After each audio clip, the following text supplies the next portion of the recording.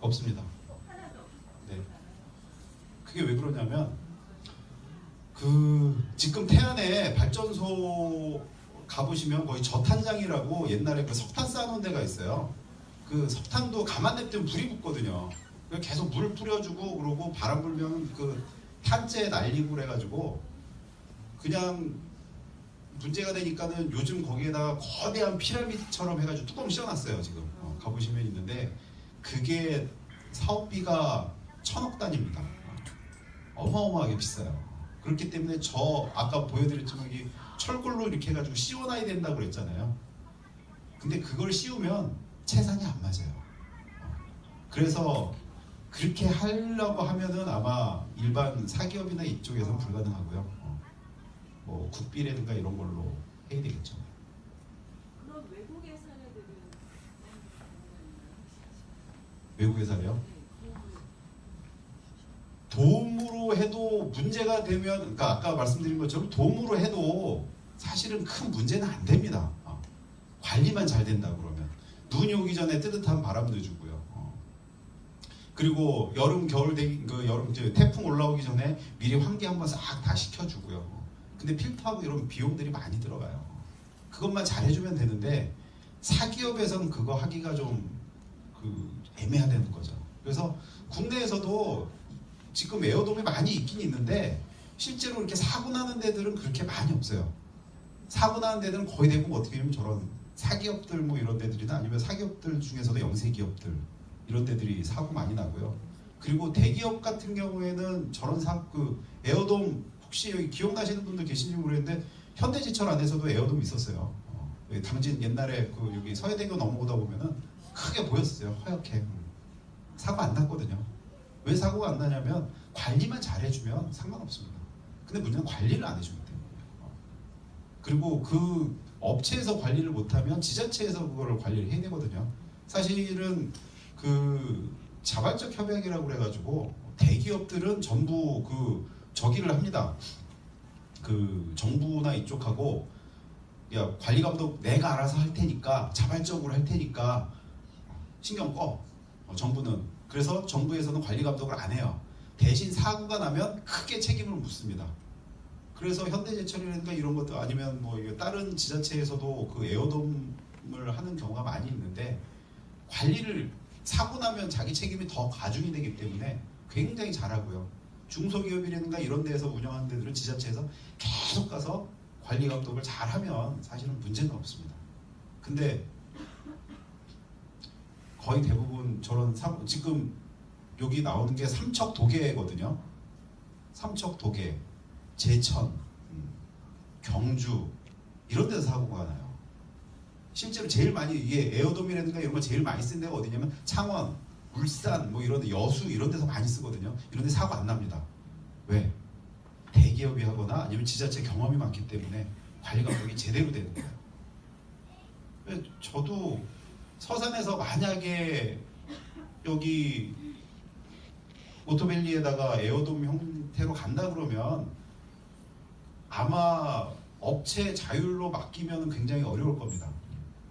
그러면 서산시에서 담당 공무원이 지속적으로 거기를 관리 감독을 하고 계속 뭐 지시를 하고 막 이렇게 얘기를 해야 될 텐데 그럴 전문 지식이나 이런 것들을 가지고 행정 능력을 가지고 계신 분을 지금부터라도 빨리 육성을 해서 그쪽 부서에다가 배치를 시켜놓는 방법이 가장 효과적인 거고요. 뭐 저는 사실은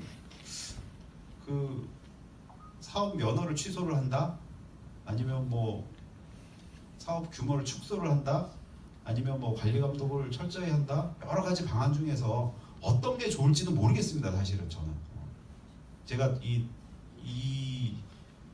뭐 에어돔 형태 산업 폐기물 처리장 서산 EST에서 하는 사업 계획서를 제대로 본 것도 아니고 현장을 가서 제대로 본 것도 아니기 때문에 제가 그걸 판단을 할 수는 없는데 일단 이런 조건이 있다는 것만 말씀드리는 거고요. 그리고 지자체 능력이 사실은 굉장히 중요하다. 그리고 금강환경유업청의 능력도 좀 굉장히 중요하고 살짝 의심이 가는 게 이미 사례가 세종시에서도 그렇고 아까 청와대에서도 그렇고 좀 이런 문제가 있었기 때문에 조금 그거에 대해서 전문성이 좀 생겼기를 바라는 거고요. 그렇습니다. 에어돔 구조에 관한 질문이 있습니다. 네. 제가 본 에어돔은 한 길이가 60m 정도 되는 네. 에어돔인데 이제 바람을 여러 군데서 넣어가지고 전체 네. 풍선처럼 불린 구조예요. 네. 그래서 출입문이 이제 막아져 있어 회전문으로 출입이 네. 되겠는데 지금 오토밸리에 하는 매립장에는 굉장히 큰 규모이기 때문에 지금 저 석가래 구조라고 하신 거죠? 그러면 네. 이렇게 바람을 넣은 뼈대식이 네. 있고 거기 위에 착각막이 덮어져 네. 있다고. 그게 제가 언뜻 생각하기도 지금 보질 못해서 지금 말씀드리는데 이게 하중을 견디는 길은 굉장히 약하다고 봐지는데 약하죠. 지금 대부분 다 저런 구조로 된 큰 규모의 에어돔들. 이렇게 에어돔 구조가 어떻게 돼 있냐면 제가 이렇게 보여드린 거는 이게 풍선이 다 따로따로 돼 있잖아요. 사실은 그렇게 안 하고 이 풍선이 다 연결돼 있는 구조로 해가지고 두 개를 겹칩니다. 이렇게 하나 겹치고 이렇게 하나 겹치고 그렇게 겹쳤고 그 위에다가 또 차광막 UV 코팅돼 있는 차광막 또 씌우고 뭐 이런 식으로 하고 있고요.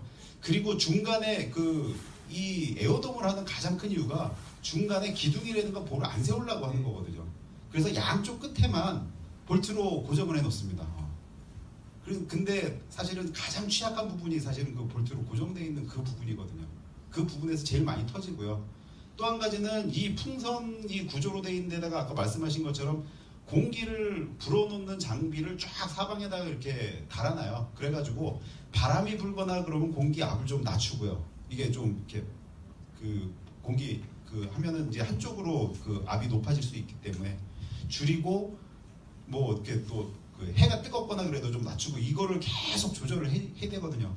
실제로 해외 사례에서 보면은 이 조절을 잘못해가지고 터지는 경우가 상당히 많습니다.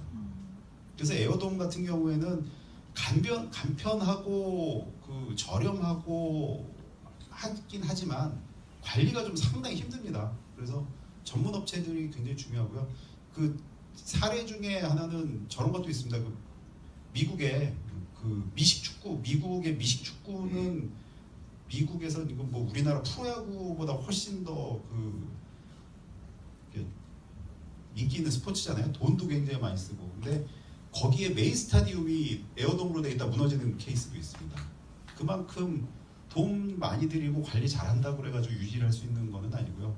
그리고 모든 구조물이 똑같겠지만 작은 구조물을 유지를 하는 거하고 그거를 뭐 2배, 3배를 유지를 하면 작은 구조물의 한 3배 정도의 뭐 관리비나 유지비로 간다 그게 아니거든요. 이 기하급수적으로 늘어나거든요. 기술도 그렇고. 근데 그래서 좀 너무 대규모의 에어돔은 좀 굉장히 유지하기도 힘들고 관리하기도 힘들죠.